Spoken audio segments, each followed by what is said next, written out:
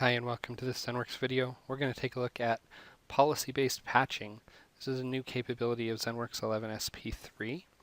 And basically with this capability, we've introduced something new called patch management policies.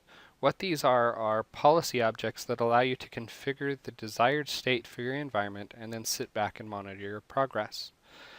As we spoke with customers, we learned that patch management still had too much administrative overhead, and the desire was, I'd really like to say, this is what I want my environment to look like, and have the system manage that. This allows you to ensure new patches are deployed to your environment based on your own corporate policies that you can put into the system.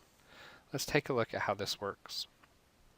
So what I have here is a ZENworks Control Center, and I've got patch management enabled. So if I go to the patch management tab, there's a new patch policies.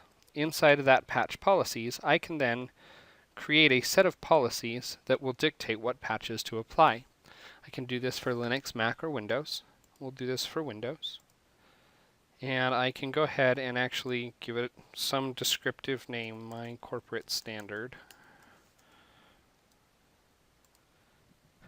And then in here I can define a set of rules, and those set of rules are going to be things such as who released the patch. Was it Microsoft? Was it 7-zip? Was it Adobe? Etc., etc. We'll do Microsoft.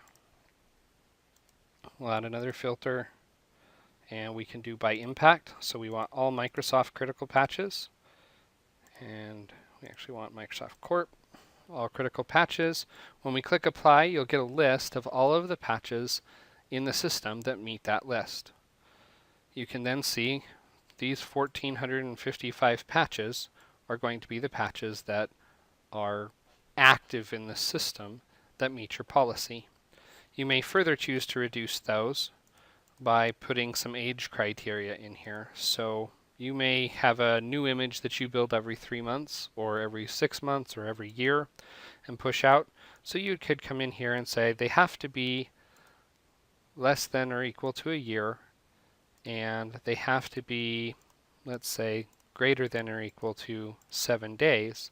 That gives you enough time in case Microsoft pulls the patch. When you apply that again, the rules change, and you'll see we're down to 531 patches.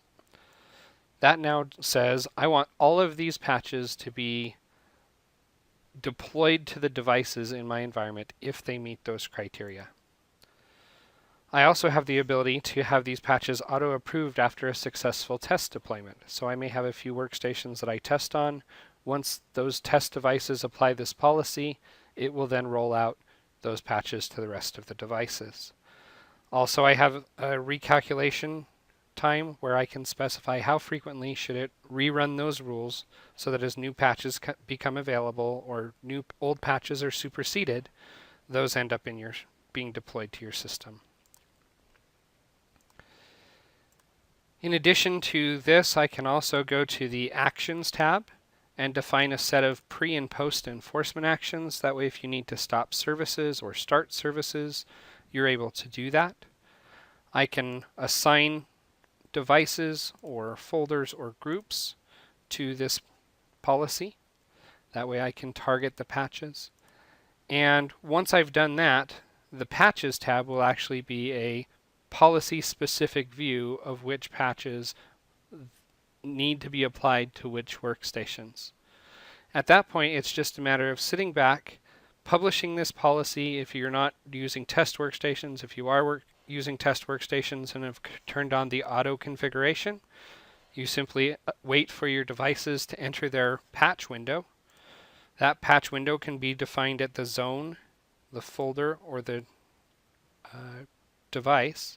And you'll see here it's basically a window. So you specify a start time and then how long that patching can apply. You may kick off your patches at 5 p.m., let them run all night, and as soon as that window opens up, the patches that meet your policy for the machines that are targeted will apply.